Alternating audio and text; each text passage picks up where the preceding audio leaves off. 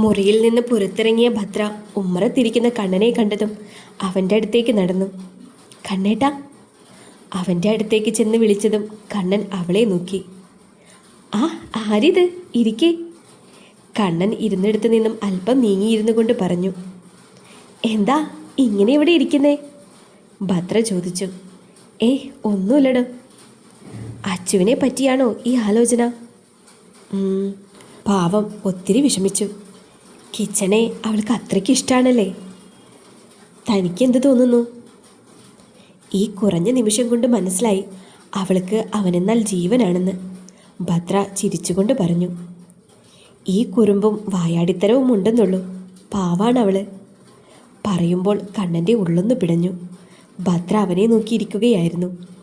എടോ, സത്യം പറഞ്ഞ കുറച്ചു നേരം കൂടെ ഞാൻ ഇവിടെ നിന്നിരുന്നുവെങ്കിൽ ആ പുന്നാര മോളെ ഞാൻ കൊന്നേനെ.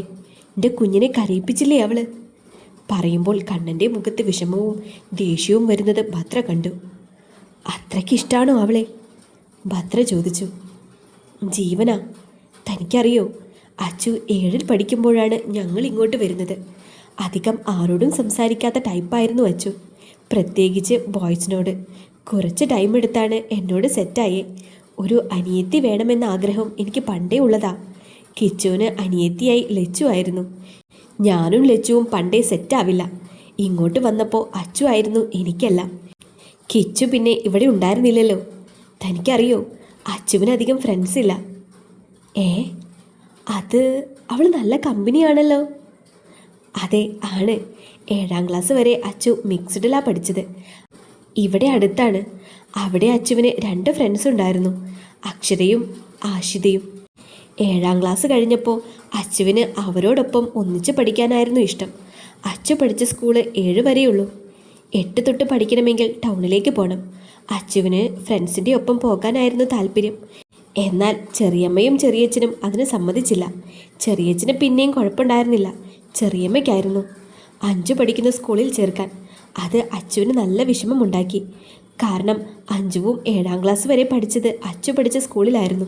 അത് കഴിഞ്ഞ് അഞ്ജുവിൻ്റെ ഇഷ്ടത്തിനായിരുന്നു അവൾ പഠിച്ച സ്കൂള്. അഞ്ജുവിൻ്റെ ഫ്രണ്ട്സിനൊപ്പം പഠിക്കാനായിരുന്നു അഞ്ജുവിൽ താല്പര്യം. ചെറിയമ്മ അതിന് സമ്മതിച്ചു. അങ്ങനെ ടൗണിലെ ഗേൾസ് ഓൺലി സ്കൂളിലാണ് അഞ്ജു ഫ്രണ്ട്സിനൊപ്പം 8ാം ക്ലാസ് പഠനം എടുത്തത്. അച്ചുവിൻ്റെ 7ാം ക്ലാസ് കഴിഞ്ഞപ്പോൾ അഞ്ജു പഠിച്ച അതേ സ്കൂളിൽ അവളെ കൊണ്ട് ചേർത്തു. എന്നാൽ അവൾക്ക് ഫ്രണ്ട്സിനൊപ്പം പോകാനായിരുന്നു താല്പര്യം. അതും പറഞ്ഞ് കരച്ചിലായിരുന്നു. വീട്ടിൽ അവളുടെ ഇഷ്ടം നോക്കുന്നില്ല എന്നൊക്കെ പറഞ്ഞ്. കാരണം അഞ്ജുവിൻ്റെ ഇഷ്ടത്തിനല്ലേ അവൾ അവിടെ ചേർത്തേ. പാവം. എന്നിട്ട് 8ാം ക്ലാസ്സിൽ അവിടെ ചെന്നപ്പോൾ അച്ചുവിന് നല്ല വിഷമമായിരുന്നു. കാരണം ഫ്രണ്ട്സ് ആരുമില്ല, ഒറ്റയ്ക്കായതുപോലെ എന്നൊക്കെ എന്നോട് വന്ന് പറഞ്ഞു. കൂടെ പഠിച്ച 2-3 പേരുണ്ടായിരുന്നു. അവരൊക്കെ ആയിട്ട് അച്ചു അത്രയ്ക്ക് കമ്പനി ആയിരുന്നില്ല. അങ്ങനെയും പറയാൻ പറ്റില്ല. അവരൊക്കെ ഓരോ ഗ്യാങ് ആയിരുന്നു. 8ാം ക്ലാസ് പകുതി വരെ അച്ചു ഒറ്റയ്ക്കായിരുന്നു. പാവം. അതിൻ്റെ പേരിൽ ഒത്തിരി കരഞ്ഞിട്ടുണ്ട്, വിഷമിച്ചിട്ടുണ്ട്. പിന്നെ കുറച്ചുനാൾ കഴിഞ്ഞപ്പോൾ ക്ലാസ്സിലെ തന്നെ 2 ഫ്രണ്ട്സിനെ അവൾക്ക് കിട്ടി, മീരയും സെറീനയും. ശരിക്കും അത് അച്ചുവിന് ഏറ്റവും സന്തോഷമായിരുന്നു. എന്നാൽ അതിലും സെറീനയായിട്ട് ചെറിയൊരു പ്രശ്നമുണ്ടായിരുന്നു. എങ്കിലും അവരുടെ ഫ്രണ്ട്ഷിപ്പ് നിലനിന്നു. പിന്നെയാണ് കേരളത്തിൽ ലോക്ക്ഡൗൺ വന്നത്. അത് വീണ്ടും അച്ചുവിനെ വിഷമത്തിലാക്കി എന്ന് വേണം പറയാൻ. പിന്നെ അതിൽ നിന്നൊക്കെ ഒന്ന് റിക്കവർ ആയത് ലച്ചുവിൻ്റെ വരവോടെയാണ്. അന്നൊന്നും അച്ചുവും ലച്ചുവും ഇത്രയ്ക്ക് കമ്പനിയൊന്നല്ലായിരുന്നു. പിന്നെ അജിത്ത് ലോക്ക്ഡൗൺ ടൈമിൽ ഇവിടെ വന്ന് നിന്നു. ബോബനും മോളിയിലെ പട്ടിയെ പോലെ ലച്ചുവും. അങ്ങനെയാണ് അച്ചുവും അവളും കമ്പനിയാകുന്നത്. പിന്നെ അച്ചുവിൻ്റെ ലോകം തന്നെ ലച്ചു ആയിരുന്നു. എല്ലാം തുറന്ന് സംസാരിക്കാൻ ഒരാളെ കിട്ടിയ സന്തോഷമായിരുന്നു അച്ചുവിന്. അന്ന് മുതൽ ഇന്ന് വരെ എന്തിനും ഏതിനും ലച്ചുവിനൊപ്പം അച്ചുവുമുണ്ട്. അതെനിക്ക് ഇന്ന് മനസ്സിലായതാണ്. കണ്ണൻ പറഞ്ഞു നിർത്തിയതും ഭദ്ര പറഞ്ഞു. പിന്നെ അജിത്തായിട്ട് ആദ്യമൊന്നും അച്ചു കമ്പനിയല്ലായിരുന്നു. പിന്നെ ഞങ്ങൾ കറങ്ങാനും അങ്ങനെ പുറത്തൊക്കെ പോകും. അങ്ങനെയാ അജിത്തായിട്ട് അച്ചു കമ്പനിയാവണേ. സത്യത്തിൽ എനിക്കും അജിത്തിനും അച്ചുവെന്ന് വെച്ച ജീവനാ. അജിത്തിന് ലച്ചുവിനേക്കാൾ ഇഷ്ടം അച്ചുവിനെയാണ്. പിന്നെ ലോക്ക്ഡൗൺ ഒക്കെ കഴിഞ്ഞ് അച്ചു നേരെ പോയത് 10ാം ക്ലാസ്സിലോട്ടാണ്. 10ാം ക്ലാസ് ഹാഫൊക്കെ ആയപ്പോൾ മീരയ്ക്കും സെറീനയ്ക്കൊപ്പം പുതുതായി വന്ന ഒരു കൊച്ചുകൂടെ ഉണ്ടായിരുന്നു, സന. അതും അച്ചുവിന് സന്തോഷമായിരുന്നു. അവരുടെ 3 പേരുടെയും സ്ഥലം ഒരുമിച്ചാണ്. അതുകൊണ്ട് അവർ എപ്പോഴും ഒന്നിച്ചാണ്. ഒറ്റപ്പെടൽ അച്ചു അനുഭവിച്ചു തുടങ്ങി. ഇപ്പോഴും എങ്ങനെയും 10ാം ക്ലാസ് കഴിഞ്ഞാൽ മതിയെന്നാണ് അവൾക്ക്. എന്നാൽ അവരെ 3 പേരെയും അത്രയ്ക്ക് ജീവനുമാണ്. കണ്ണൻ പറഞ്ഞുകൊണ്ട് ഭദ്രയെ നോക്കി. ഈ അടുത്താണ് കിച്ചുവിനെ അച്ചു പരിചയപ്പെടുന്നത്. അവളുടെ ഉള്ളിൽ അവനോട് പ്രണയം എന്ന വികാരമാണെന്ന് അറിഞ്ഞപ്പോൾ ഏറ്റവും കൂടുതൽ സന്തോഷിച്ചത് ഞാനാ. കാരണം അവൻ അവളെ കെട്ടിയാൽ എൻ്റെ കൊച്ചി ഇവിടെ തന്നെ ഉണ്ടാവുമല്ലോ. കണ്ണൻ ചിരിച്ചുകൊണ്ട് പറഞ്ഞു. കണ്ണേട്ടൻ കെട്ടുന്ന പെണ്ണിന് അച്ചുവിനെ ഇഷ്ടമായില്ലെങ്കിലോ? ഭദ്ര സംശയത്തോടെ ചോദിച്ചു. അത് അവളെ ഇഷ്ടപ്പെടുന്ന, എന്നെ മനസ്സിലാക്കുന്ന, എൻ്റെ കൊച്ചിനെ കരയിപ്പിക്കാത്ത, സ്നേഹിക്കുന്ന ഒരു പെണ്ണിനെ ഞാൻ കെട്ടും. പിന്നെ പെണ്ണിൻ്റെ വാക്ക് കേട്ട് ഒരിക്കലും ഞാൻ എൻ്റെ കൊച്ചിനെ തള്ളിക്കളയില്ല, കണ്ണൻ ഉറപ്പോടെ പറഞ്ഞു. എന്നാ അച്ചുവിനെ എനിക്കിഷ്ടാ. ഭദ്ര പറഞ്ഞത് കേട്ട് കാര്യം മനസ്സിലാവാതെ അവൻ ഭദ്രയെ നോക്കി. അല്ല, അച്ചുവിനെ എനിക്കിഷ്ടാണെന്ന്, അവളുടെ ഈ കണ്ണേട്ടനെയും. ഭദ്ര അവൻ്റെ മുഖത്ത് നോക്കി പറഞ്ഞതും കണ്ണൻ ഞെട്ടിക്കൊണ്ട് അവളെ നോക്കി. ഇങ്ങനെ നോക്കൊന്നും വേണ്ട, എനിക്ക് മുന്നേ ഇഷ്ടമാ. കിച്ചനെ അറിയുന്ന നാൾ മുതലേ എനിക്ക് ഇഷ്ടമാ. കിച്ചനും അറിയാം ഈ കാര്യം. പിന്നെ കണ്ണേട്ട, എന്നെ വേണ്ടാന്ന് വെക്കണ്ടാട്ടോ. ഇത്രയും സൽസ്വഭാവിയും തങ്കക്കുടവും പോലത്തെ ഒരു പെണ്ണിനെ കണ്ണേട്ടന് വേറെ കിട്ടത്തേയില്ല. അതും പറഞ്ഞ് കണ്ണൻ്റെ കവളിൽ പിടിച്ചു വലിച്ചുകൊണ്ട് ഭദ്ര പുറത്തേക്ക് പോയി. പട്ടി, തെണ്ടി, നാറി, ചെറ്റ, ഞാനിവിടെ സിംഗിൾ പസങ്ക അടിച്ച് നടന്നപ്പോഴെങ്കിലും ആ നാറിക്കത് പറഞ്ഞുവിടാർന്നു. എന്തായാലും പെണ്ണു കൊള്ളാം. കിച്ചുവിനെ മനസ്സിലൊന്ന് പ്രാഗിക്കൊണ്ട് കണ്ണൻ ചിരിച്ചു. 2-3 ദിവസങ്ങൾ കൂടെ കടന്നുപോയി. പ്രത്യേകിച്ച് വിശേഷങ്ങളെന്ന് പറയാൻ ഒന്നും തന്നെ നടന്നില്ല. അന്നത്തെ ഭദ്രയുടെ പ്രപ്പോസലിന് ശേഷം കണ്ണൻ ഹാപ്പിയാണ്. ഇപ്പോൾ 24 മണിക്കൂറും ഭദ്രയായിട്ട് ചാറ്റിങ്ങും കോളിങ്ങും ഒക്കെയാണ്. കണ്ണനും അവളെ ഇഷ്ടമാണ് എന്ന് പറഞ്ഞപ്പോൾ തന്നെ കിച്ചു കണ്ണനെയും ഭദ്രയെയും നല്ല പോലെ ഉപദേശിച്ചിരുന്നു. അച്ചുവിനാണ് കൂടുതൽ സന്തോഷമായത്. ഭദ്ര ഇനി അവളുടെ ഏട്ടത്തിയാണല്ലോ. പിന്നെ കിച്ചുവിനും സന്തോഷമാണ്. 1, ചേട്ടന് പറ്റിയ പെണ്ണിനെ തന്നെ കിട്ടിയത്. 2, കിച്ചുവിൻ്റെ ട്യൂഷൻ ടൈമിൽ തങ്ങളെ തന്നെ വീക്ഷിക്കുന്ന കണ്ണൻ ഇപ്പോൾ ഞങ്ങൾ ഒരുമിച്ചിരുന്നാൽ പോലും മൈൻഡ് പോലും ചെയ്യാറില്ല. കിച്ചുവും അച്ചുവും സന്തോഷത്തോടെയാണ് മുന്നോട്ട് പോകുന്നത്. അന്നത്തെ കിച്ചുവിൻ്റെ കിസ്സടി കാരണം കിച്ചുവിനോടുണ്ടായിരുന്ന അച്ചുവിൻ്റെ ബഹുമാനമൊക്കെ പോയിരുന്നു. ഇപ്പോൾ ബഹുമാനം പോയിട്ട് പേടി പോലുമില്ല അച്ചുവിന് അവനെ. ആരെയെങ്കിലും പേടിയുണ്ടായിരുന്നത് കിച്ചുവിനെ ആയിരുന്നു. ഇപ്പോൾ അവനെ ഒട്ടും പേടിയും ബഹുമാനവുമില്ല. മാത്സ് പഠിപ്പിക്കാൻ മാത്രമാണ് അച്ചു അവൻ്റെ അടുത്ത് കുറുമ്പും കുസൃതിയുമെല്ലാം മാറ്റിവെക്കുന്നത്. പിന്നെ എല്ലാ സമയവും അവൻ്റെ അടുത്ത് കുറുമ്പ് കാണിച്ച് നടക്കലാണ് അച്ചുവിൻ്റെ ഇപ്പോഴത്തെ പരിപാടി. ആദിയെ വളക്കാൻ ലച്ചു പരമാവധി ശ്രമിക്കുന്നുണ്ട് എങ്കിലും ആദി അടുക്കുന്നില്ല എന്നതായിരുന്നു ലച്ചുവിന് അച്ചുവിനെ വിളിക്കുമ്പോഴും കാണുമ്പോഴുമുള്ള പരാതി. ലച്ചുവിൻ്റെ പരാതി കേട്ട് കേട്ട് അവരെ സെറ്റാക്കാൻ കിച്ചുവിനെ ഏൽപ്പിച്ചിരിക്കുകയാണ് അച്ചു. ശരിയാക്കാമെന്നൊക്കെ കിച്ചു ഏറ്റിട്ടുണ്ട്. അജിത്തും ബാക്കിയുള്ളവരും സിംഗിൾ പസങ്ക അടിച്ച് നടക്കുകയാണ്. അജിത്തിന് കൂടെ ഉണ്ടായിരുന്ന കണ്ണൻ സിംഗിൾ ലൈഫിൽ നിന്ന് കമ്മിറ്റഡ് ലൈഫിലേക്ക് പോയതും ഭയങ്കര വിഷമമാണ്. ഇടയ്ക്കിടയ്ക്ക് അതും പറഞ്ഞ് കണ്ണനെ ചൊറിയാറുമുണ്ട്. ട്യൂഷന് പോകാൻ വേണ്ടി വീട്ടിൽ നിന്ന് മുന്നിലേക്ക് നടക്കുകയാണ് അച്ചു. അപ്പോഴാണ് ഒരു ബൈക്ക് അവൾക്കടുത്ത് വന്ന് നിർത്തിയത്. ശിവേട്ടനായിരുന്നോ? ശിവനെ കണ്ടതും അച്ചു ചോദിച്ചു. നീ ഇതെങ്ങോട്ടാ? ട്യൂഷന്. നിനക്ക് ഈ പറമ്പ് കടന്ന് പോയാൽ പോരെ? ഞാനെന്നും റോട്ടിൽ കൂടെയാ പോവാറ്.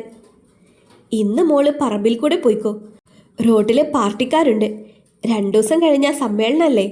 ശിവ പറഞ്ഞതും അച്ചു റോഡിൽ കൂടെ പോകാതെ പറമ്പിൽ കൂടെ പോകാമെന്ന് തീരുമാനിച്ചു. എന്നാൽ ഞാൻ പോവാണേ. അതും പറഞ്ഞ് അച്ചു മുന്നോട്ട് നടന്നു. അച്ചു, കിച്ചു ഉണ്ടോ അവിടെ? ശിവ പെട്ടെന്ന് അവളോട് ഉറക്കെ ചോദിച്ചു. അറിയില്ല, ഞാനിന്ന് കണ്ടില്ല. അതും പറഞ്ഞ് അച്ചു മുന്നോട്ട് നടന്നു. അമ്മുമ്മയുടെ തൊഴുത്തിൻ്റെ അടുത്ത് എത്തിയപ്പോഴേ കുഞ്ഞിപ്പശു ഓടിച്ചാടി അച്ചുവിൻ്റെ അടുത്തെത്തി. നിന്നെ കാണാനേ ഇല്ലല്ലോ കുഞ്ഞിപ്പശുവേ. അതിനെ കണ്ടതും അതിൻ്റെ ചെവി പിടിച്ച് വലിച്ചുകൊണ്ട് അച്ചു പറഞ്ഞു. അച്ചു പറഞ്ഞത് കേട്ട് അച്ചുവിൻ്റെ കാലിൽ ഒരു കുത്ത് വെച്ചു കൊടുത്തു. അത് നിനക്കാരാ ഈ പൊട്ടുകുത്തി തന്നേ?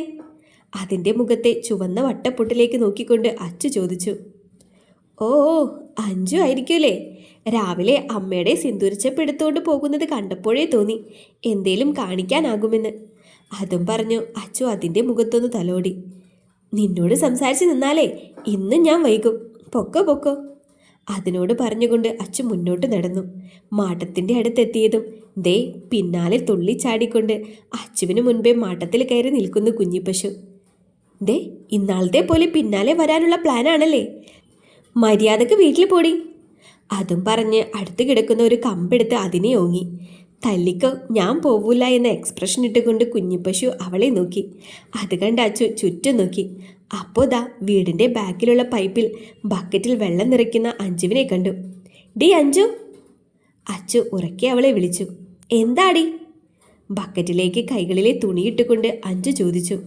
ഒന്നിങ്ങോട്ട് വന്നേ, ഇതിനെ ഒന്ന് പിടിച്ചോണ്ട് പോ, എനിക്ക് ട്യൂഷന് പോണം. നീയൊന്ന് പോയേ, എനിക്ക് വേറെ പണിയുണ്ട്. അതും പറഞ്ഞ് അഞ്ജു അലക്കാൻ തുടങ്ങി. അത് കണ്ട് അച്ചുവിന് ദേഷ്യം വന്നു. പിന്നെ ചുറ്റും നോക്കാൻ തുടങ്ങി. തൊഴുത്തിൻ്റെ അവിടെ അമ്മൂമ്മ നിൽക്കുന്നത് കണ്ട് അച്ചുവിന് ആശ്വാസം തോന്നി. അമ്മാമ്മേ. അച്ചുവിൻ്റെ വിളി കേട്ടതും അമ്മൂമ്മ തിരിഞ്ഞു നോക്കി. എന്താ മോളെ? ഇതിനെ ഒന്ന് കൊണ്ടുപോകോ, എൻ്റെ പിന്നാലെ വരുവാ, എനിക്ക് ട്യൂഷന് പോകണം. അച്ചു പറഞ്ഞത് കേട്ട് തൊഴുത്തിൻ്റെ അവിടെ നിന്ന് അമ്മൂമ്മ അങ്ങോട്ട് വന്നു. പ്രായമായതിൻ്റെ ചെറിയ ബുദ്ധിമുട്ടുകളുണ്ട് അമ്മൂമ്മയ്ക്ക്. അമ്മൂമ്മ വന്ന് കുഞ്ഞിപ്പശുവിൻ്റെ കയറിൽ പിടിച്ച് വലിച്ചു കൊണ്ടുപോന്നു. അതാണേൽ ഞാൻ വരൂല എന്ന രീതിയിൽ പുറകോട്ട് വലിക്കുകയാണ്. അമ്മൂമ്മ അതിനെ തല്ലി തല്ലി കൊണ്ടുപോയി മാവിൻ്റെ കൊമ്പിൽ കൊണ്ട് കെട്ടിയിട്ടു. അമ്മൂമ്മ പോയതും കുഞ്ഞിപ്പശു തിരിഞ്ഞു മാട്ടത്തിൻ്റെ അവിടെ നിൽക്കുന്ന അച്ചുവിനെ തിരിഞ്ഞു നോക്കി. നിനക്കിപ്പോൾ സമാധാനമായല്ലോ എന്നെ കെട്ടിയിട്ടപ്പോൾ എന്ന ലുക്കിലാണ് കുഞ്ഞിപ്പശു അച്ചുവിനെ നോക്കുന്നത്. അത് കണ്ട് അച്ചു വേഗം തന്നെ മാട്ടത്തിൻ്റെ അവിടെ നിന്ന് ചാടി ട്യൂഷൻ വീട്ടിലേക്ക് കയറി. ബയോളജിയാണ് പഠിക്കുന്നത്. പഠിക്കുന്ന കൂട്ടത്തിലാണ് കുറച്ച് പാർട്ടിക്കാർ അങ്ങോട്ട് വന്നത്. സമ്മേളനത്തിൻ്റെ എന്തോ പറയാനാണ്. അലീനയുടെ കസിൻ ചേട്ടന്മാരും കൂട്ടുകാരും ഒക്കെയാണ് വന്നത്. അതുകൊണ്ട് തന്നെ അവർ പോകുന്നത് വരെ അലീനയുടെ ഷോ ഓഫ് ആയിരുന്നു. അത് കണ്ട് അച്ചുവും നീരജയും മുഖത്തോട് മുഖം നോക്കി ചിരിക്കുന്നുമുണ്ട്. അവർ പോയി കഴിഞ്ഞപ്പോൾ അലീനയൊന്ന് അടങ്ങി. അപ്പോഴാണ് അടുത്ത പാർട്ടിക്കാരുടെ വരവ്. നോക്കിയപ്പോൾ ദാ വരുന്നു കണ്ണൻ, കിച്ചു, ശിവ, ഗിരി, അജിത്ത്, പ്രണവ്, പിന്നെ വേറെ കുറച്ച് ചേട്ടന്മാരും. സ്നേഹച്ചേച്ചിയാണേൽ എന്തോ ആവശ്യത്തിന് അകത്തേക്ക് പോയേക്കുവാണ്. അമ്മ എന്തേടാ മോനെ? ഗിരിയേട്ടൻ റിച്ചുമോനോട് ചോദിച്ചു. ഫോൺ വിളിക്കാ, അകത്തേക്ക് നോക്കിക്കൊണ്ട് റിച്ചു പറഞ്ഞു. ഡി, നീ പഠിക്കുന്നുണ്ടോ? അജിത്ത് അച്ചുവിൻ്റെ തലയിൽ കൊട്ടിക്കൊണ്ട് ചോദിച്ചു. ആ, ഞാൻ പഠിക്കുന്നുണ്ട്. ഉവ്വേ. അജിത്തിനെ നോക്കി കോക്രി കാണിച്ചുകൊണ്ട് അച്ചു നേരെ നോക്കിയത് അച്ചുവിന് മുന്നിലായി കുറച്ച് നീങ്ങി തന്നെ നോക്കുന്ന കിച്ചുവിനെയാണ്. അച്ചുവും അവനെ തന്നെ നോക്കി. അപ്പോഴാണ് കയ്യിൽ ആരോ തോണ്ടിയതുപോലെ തോന്നിയത്. എന്തേടി? നോക്കിയപ്പോൾ നീരജയാണ്. നീ അലീനയൊന്ന് നോക്കിയേ. നീരജ പറഞ്ഞപ്പോൾ അച്ചു അലീനയെ നോക്കി. അങ്ങോട്ട് നോക്കിയപ്പോഴേ കയ്യിലിരുന്ന പെണ്ണെടുത്ത് അവൾക്കൊരു ഏറ് വെച്ച് കൊടുക്കാൻ തോന്നി. കിച്ചേട്ടനെ വായി നോക്കി നിൽക്കുന്നു. ഇവൾക്കിത് എന്തിൻ്റെ കേടാ? അച്ചു പതിയെ പിറുപിറുത്തു. ഇങ്ങനെ പോയാ നിന്റെ ചെക്കൻ്റെ ചോര മൊത്തം ഇവൾ ഊറ്റും. ചെവിക്കരികിൽ ആരോ പറഞ്ഞതും അച്ചു അയാളെ നോക്കി. കണ്ണൻ കിച്ചനെ നോക്കിക്കൊണ്ട് അച്ചുവിനോട് പറയുകയാണ്. അല്ലേൽ തന്നെ അവളെ പറഞ്ഞിട്ട് എന്തുവാ? അവൻ ഷർട്ടിൻ്റെ ബട്ടനൊക്കെ അഴിച്ചിട്ടല്ലേ നടക്കുന്നേ? അച്ചുവിനെ മൂപ്പിക്കാൻ എന്ന വണ്ണം കണ്ണൻ വീണ്ടും പറഞ്ഞു. അത് കേട്ട് അച്ചു പെട്ടെന്ന് തന്നെ ഇരുന്നിടത്തു നിന്നും എഴുന്നേറ്റു.